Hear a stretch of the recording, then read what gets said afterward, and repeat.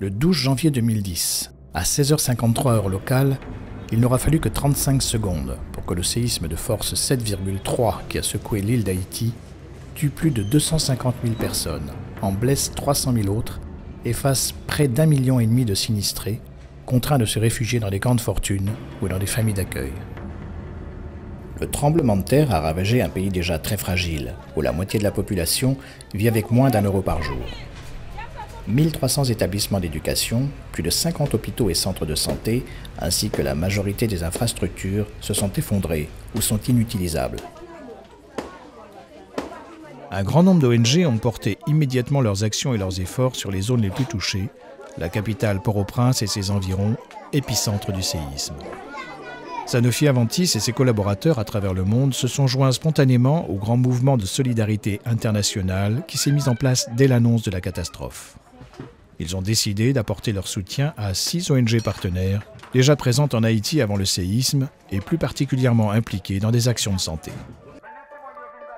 C'est ainsi que l'UNICEF, en s'appuyant sur des ONG locales, a orchestré une vaste campagne de vaccination pour enrayer les risques de maladies que peut provoquer la situation de grande promiscuité et d'insalubrité qui prévaut, en particulier dans les camps abritant les réfugiés.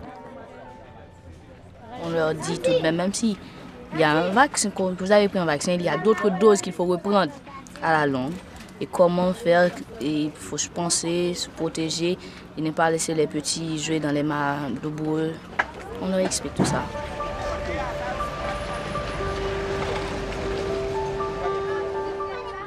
La Croix-Rouge française profite de l'expérience des cliniques mobiles, mises en place dans différents camps de réfugiés, pour réhabiliter et réinvestir les dispensaires de proximité avec du matériel et du personnel local qualifié. C'est un bon exemple de ce qu'on a essayé de faire, c'est-à-dire combiner à la fois notre travail de post-urgence, d'urgence et de développement et de renforcement des structures locales. Handicap International a pris la mesure des très nombreux cas d'amputation en s'attachant à fournir les appareillages et la rééducation nécessaires à des milliers de victimes frappées de handicap.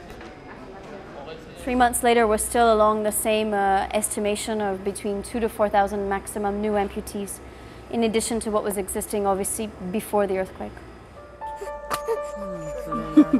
CARE poursuit et accentue sa politique de lutte contre les violences envers les femmes et les jeunes filles, violences aggravées par la perte de repères et par la promiscuité dans les camps de réfugiés. Parce que dans cet Haïti qu'il faut reconstruire, on voudrait que les femmes, qui sont quand même 54,2% de la population, puissent participer activement, avoir leur mot à dire et que ces activités se fassent en prenant compte des besoins spécifiques des femmes.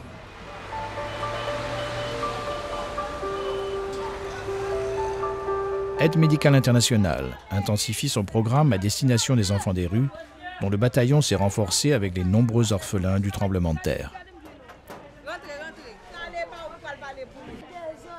La rue qui était avant le tremblement de terre, du domaine des enfants de rue, maintenant c'est du domaine de la population entière de Port-au-Prince.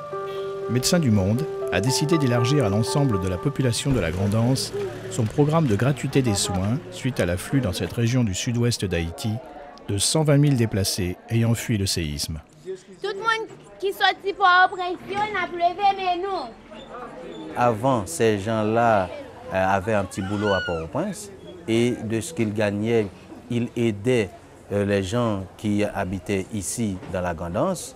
Et aujourd'hui, ces gens se retrouvent sans travail, ils ont perdu leur maison, ils ont tout perdu et maintenant ils se retrouvent sous la responsabilité de ceux qui n'avaient rien avant. Donc c'est pour ça, nous, on a jugé nécessaire de mettre en place cette gratuité.